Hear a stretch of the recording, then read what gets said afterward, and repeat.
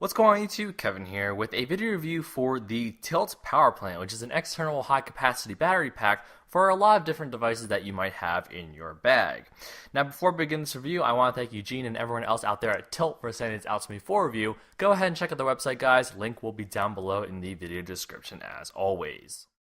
So I don't know about you guys, but the one thing I really don't like about external battery packs is the fact that you still have to carry around an extra cable that connects your device to the battery pack itself.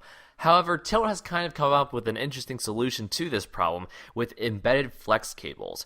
And this essentially means that they have a micro USB charging cable built into the power plant itself, and you can actually see it right here as this little strip that runs along the top of the side of the power plant. And this is a flexible cable. It's embedded, so you'll always have it. You can't pull it out. It will always be there with you. It's short enough that it doesn't get in the way, but it's long enough that you can pull it out and comfortably charge your device.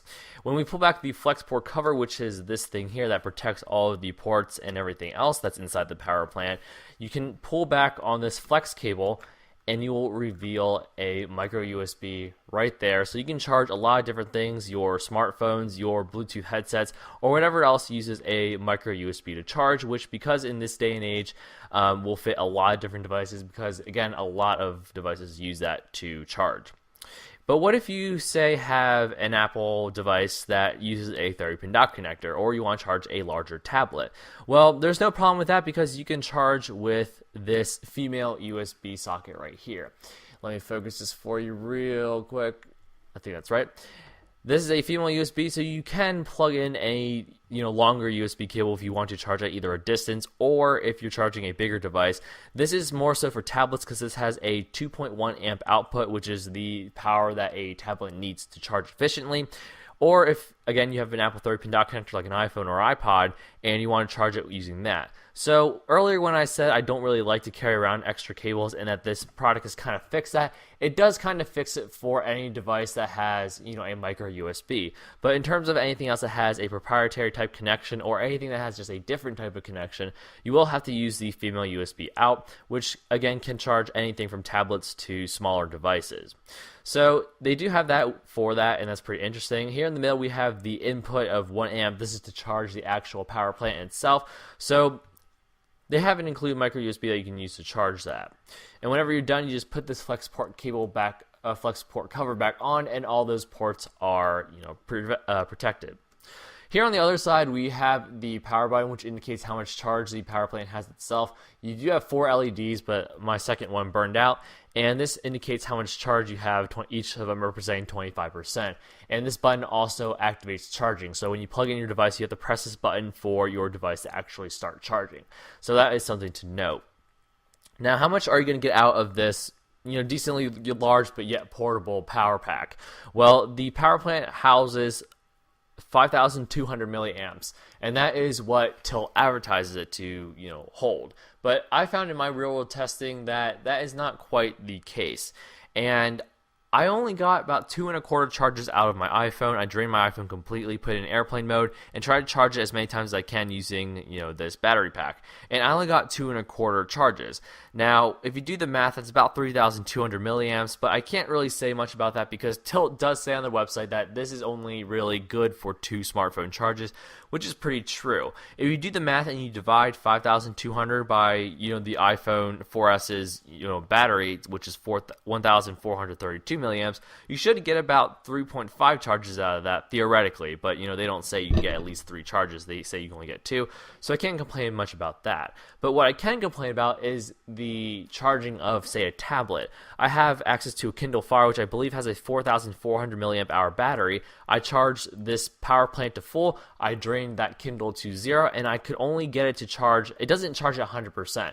Now, you would think that 5,200 milliamps is greater than 4,400, so it should be able to charge a tablet to 100% and even more. But I couldn't even get that Kindle Fire to charge up to 100%. I only got to about 70-ish%. So that just, kind of confirms my beliefs that the battery inside this is either, not high quality and doesn't hold a charge long enough, or it just isn't the magical 5,200 milliamps that TYLT promises. So all those things considered, I'm not sure if I could honestly recommend this product.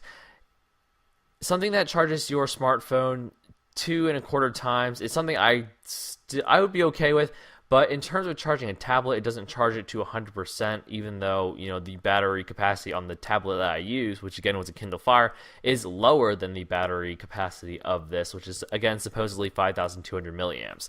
So because you're losing a lot of the battery that you're paying for, and you're paying $60 for this little device, I don't think that's really worth it to get only about 3,200 milliamps worth of charge out of a device that promises to charge, smartphones and tablets. And the whole loss that you're getting, I think it's about a 60% charge you're getting out of this thing. So about 60% of 5,200 is roughly about 3,200, at least when I calculated it.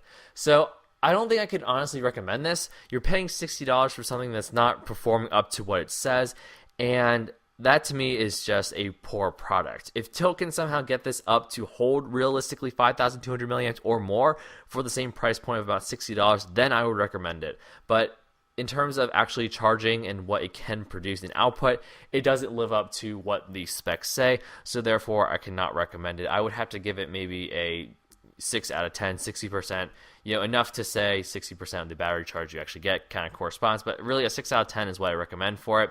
Also, a small thing that I want to say is that it does scratch easily, but I don't really care for that. But if it does matter to you, that's something else to take into consideration if you're planning to buy this product.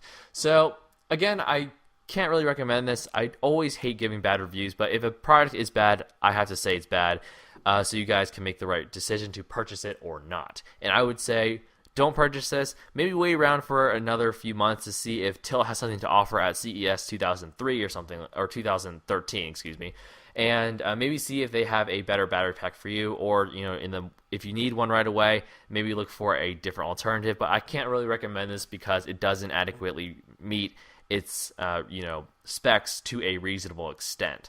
So this has been my video review for the TYLT PowerPlant. Again, I want to thank Eugene and everyone else out there at TYLT for sending this out to me for review. Go ahead and check out their website, guys. Link will be down below in the video description as always.